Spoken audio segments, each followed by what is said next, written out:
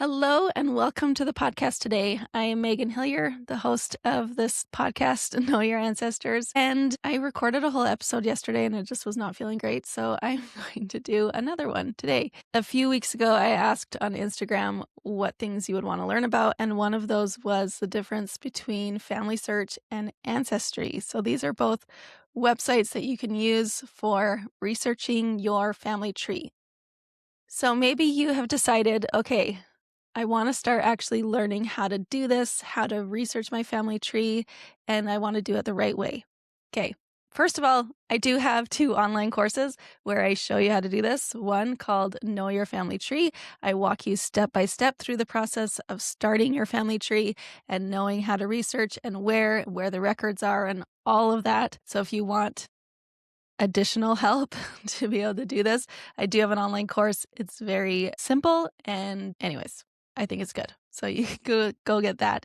It's on my website. I'll put the link in the show notes. And I also have a code right now if you would like to save $100 on that online course. You can use the code SAVE100 to get $100 off. I also have another online course where I walk you through actually learning about your ancestor, looking at their lives, more of like a lot of what I talk about here about generational trauma, looking at what happened to them and how it's affected you. That course is called Know Your Ancestor. In that course, I also have a research library that has a bunch of videos about how to look for different records about your ancestor. So that course is a little more substantial. And you can also use that same code, SAVE100, to get $100 off that course as well. I'll put the link in the show notes. All right, so for this episode, I really just wanted to give a quick kind of overview of the differences of FamilySearch and Ancestry and why you would want to use both of them, either of them, and kind of how you can use them for your research. So first of all, one of the big differences is the way that their family tree works. So if you want to start building your online family tree, I actually recommend using both FamilySearch and Ancestry, and for different reasons. So first of all, FamilySearch, they have a collaborative family tree. So that means ideally it's one collaborative family tree that everyone works on together. There's only one ancestor profile for each person in the entire world. Realistically, it's a lot messier than that. People create multiples of the same person. So there's, lots of different family trees. Some are connected, some are not, to the giant collaborative family tree.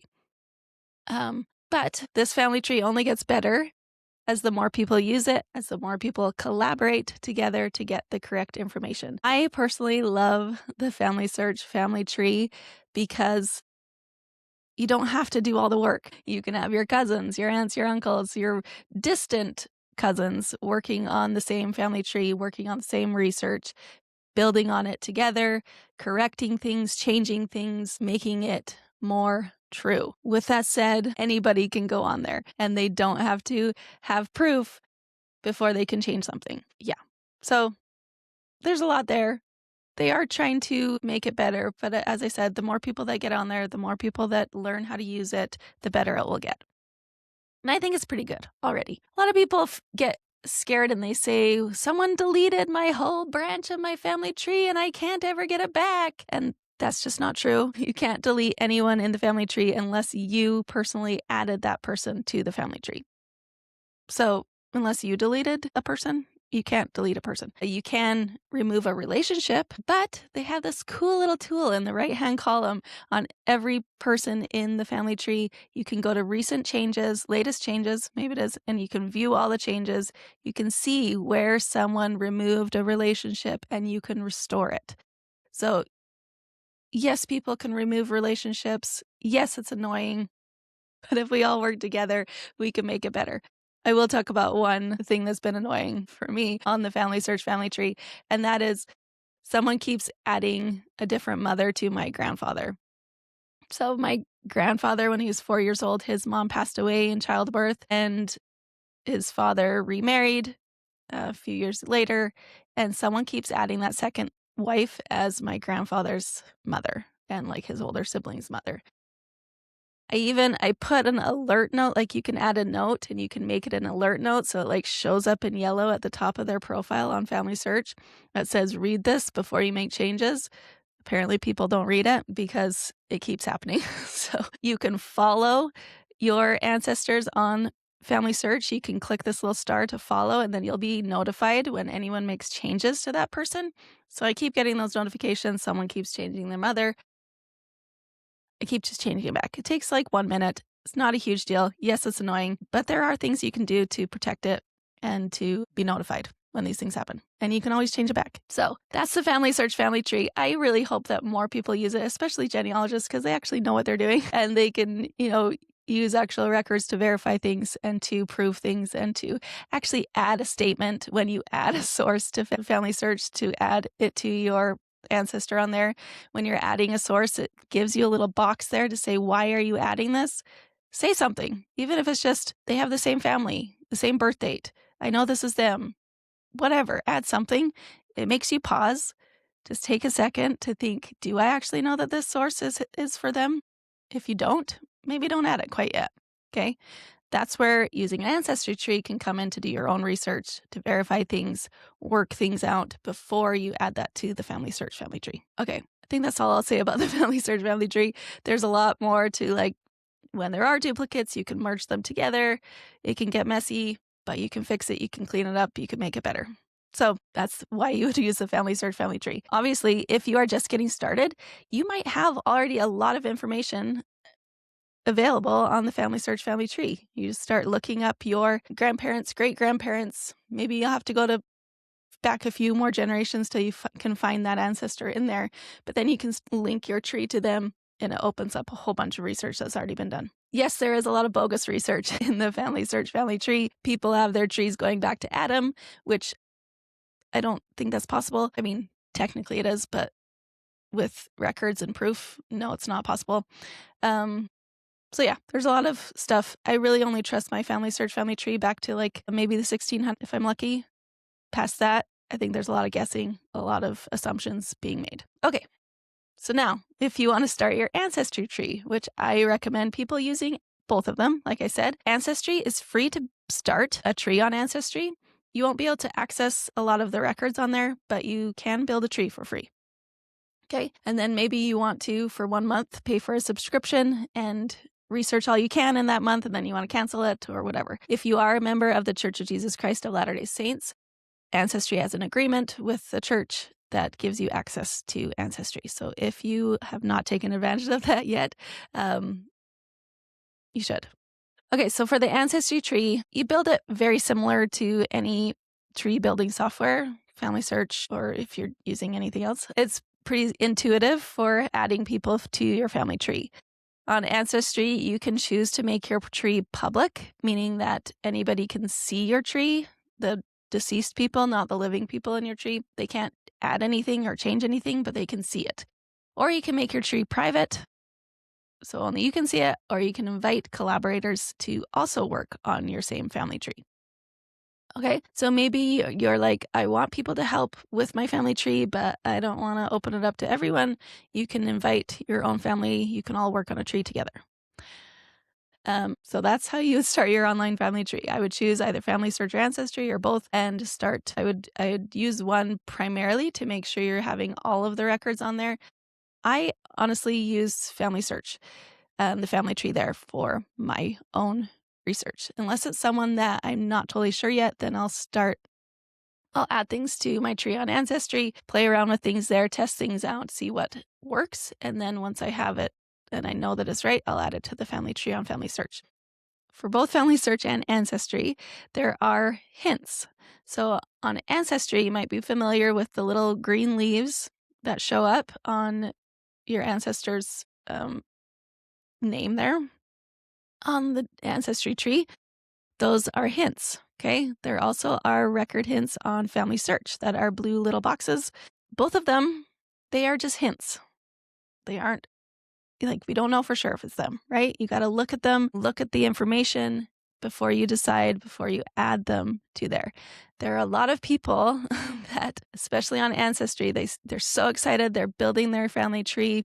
They get these hints. They get a potential mother and father. They just add them in, build the whole tree. It's huge, but maybe that first little guess there was not actually right, and now they have all these ancestors that aren't actually theirs. Those hints come from either comparing the information in your tree against actual records, or on Ancestry, they actually also come from other people's family trees. So say there's one person that started researching your ancestor and they added parents that they thought were right, and they added parents, and then someone's copied that tree. So maybe there's 5 people that copied that person's family tree. So now you're like, oh, well, there's 6 other people that have the same parents, so it must be right? But they've all been copied from that one person, and maybe that one person made some assumptions that aren't correct. We all know that there's multiple people named the same name, even they might be in the same location. It's really easy to make that mistake and then it to be copied, and then you think, well, everyone has that, so it must be right. You want to take a minute to actually look at the records that they have decided have proven that source, because it's very easy to just copy. So that's how the hints work on Ancestry. They are based on records, but they're also based on other people's family trees. So you gotta be aware of that. On FamilySearch, they come up with hints as well. They, using the computer algorithm, they can look at the information in the tree and then look at records that they have and find commonalities and say, hey, this record might be for your ancestor. Again, you always want to look at them. I've had multiple hints that come up that are not actually for my ancestor. So you always need to look at them before you decide, and look at what, when you're looking at a record, you have to have some information that is known, okay? Not just their name. Okay, look for those links in between the two. Maybe the informant on a record is someone that you recognize. Maybe the birth date and the death date matches. Okay, good. I mean, you got to look at these things to make sure that it's correct. These are a lot of things that I teach in my online courses. It's a little more in depth than I can share in a short podcast episode. So you've started your family tree, you've started looking at some hints, you're really careful with what you're adding to your family tree because you want it to be correct. Now you got to start looking for some other records, right? Not all records are going to show up as hints on your family tree. So this is where the big, misunderstanding of how records work often comes in. People assume that all of the records that you want to look for your ancestors are probably on Ancestry, right? They have all the records on there. No, they don't. Or maybe they're all on FamilySearch. No, they're not. Okay, so there are records on both of those websites, obviously, right? But they're not all on both, and not all the records are on there. There are some that, like census records for the United States, are on both FamilySearch and Ancestry. They're free on FamilySearch. Some of them are free on Ancestry. But say you have an ancestor that lived in England, and they lived there. They were born in, 1840, and they were married there. They were died there. Where are you going to find those records? Okay, you have to do a little digging to find out where those records are kept. Birth records, marriage records, and death records, civil records for England, are not on either of those websites. There are some parish registers, some church records that are on FamilySearch and Ancestry. Not all of them. Depends on the location. Okay, so it's not as simple and cut and dry as people might assume. So how do you know where to look for these records for your ancestors? Well, there are a few tools. Google is also helpful, but the FamilySearch Research Wiki is a really helpful tool. I do feel like it's not quite getting updated as quickly as records are becoming available, though. So you also want to look just at the catalog on both FamilySearch and Ancestry. Type in the country that your ancestor lived, or the county if you know that, and see what records are available for that location and time period that they lived there. Okay, and then you can search for those databases. Now, if you are just typing your ancestor's name into Ancestry or FamilySearch, you're going to come up with lots of results, and they might not fit, right? And you're going to get tired. So it's helpful to look for one database. So start with one thing that you want to find out. So say you have an ancestor, like I was saying, in England. You are, well, let's not do England because those aren't on there. Maybe you have an ancestor that lived in Alberta, where I live. Okay, they died in Alberta 1916, and you want to find their death record. Okay, you want to find out how they died. So, they died in Alberta in 1916. Well, you are going to go onto the FamilySearch Research Wiki, go to the map, go all the way to Alberta, look for vital records to find out where you can actually look for those. And because I've done research there, I know that there's an index on Ancestry, but there's not actually an image. You can't see the record. You can only see their name and maybe the date that they died, maybe even just the year. I'm not sure. I can't remember.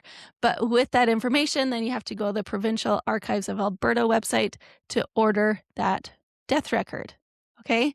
So there's a process, but if I went to Ancestry and just typed their name in, typed the year that they died in Alberta, that index might show up. Yes, it might. But I'm probably going to get thousands of other results there and I'm going to get confused. But if I find out where that death record is held, where it is kept, I can search that one specific database. I'm going to get maybe a few results. I can find my correct one, take that information, order the actual death record. Boom, I have it. I know that it's right. So you're going to apply that to each of the types of information that you're looking for. Maybe you want to find your ancestor in the 1900 census in the United States, okay? You can search that specific census. Instead of searching all of the information on Ancestry, you can go right to the 1900 US Census, type your ancestor's name in, maybe put their birth date with a range of years because census records, their ages are often not exact. And then you can see what comes up. Maybe you know the county that they lived. You can put that in there. Okay, there's going to be just a few that you have to look through to make sure you find the right one. Okay. So like I said, there's going to be different records on different websites. There's a lot that are on both. Some records, they're only going to be on FamilySearch. Some, they're only going to be on Ancestry. Some, they're going to be on some other website. Okay, so you need to do some digging beforehand to find out where that record actually is before you go and research it. All right, so hopefully that gives you a bit more understanding of the differences between FamilySearch and Ancestry. I think they are both great websites, and I use both of them almost every day, but you will likely find one that you prefer for your family tree that you will focus on as your primary family tree. So start your family tree if you haven't started it already and just start researching. Find one ancestor that you want to learn about.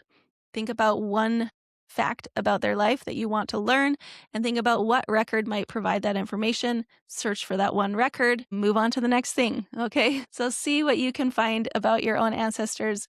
It is a really rewarding process to do this yourself.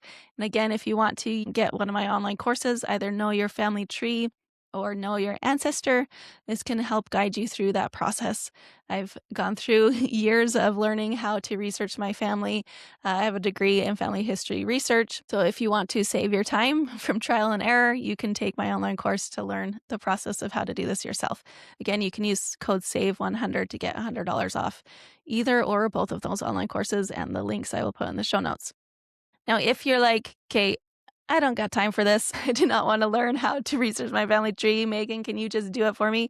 Yes, I can. I would love to do that for you. And if you want to get started with me researching your family tree for you to help you uncover the stories of your ancestors' lives, to start looking at where some of those patterns, trauma might have come from, the resilience that lives in your roots, and the wisdom and strength that you have access to through your ancestors, we can get started with an origin initiation.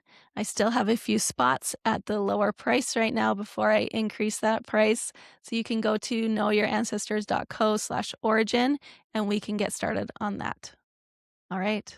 Thank you so much for listening today.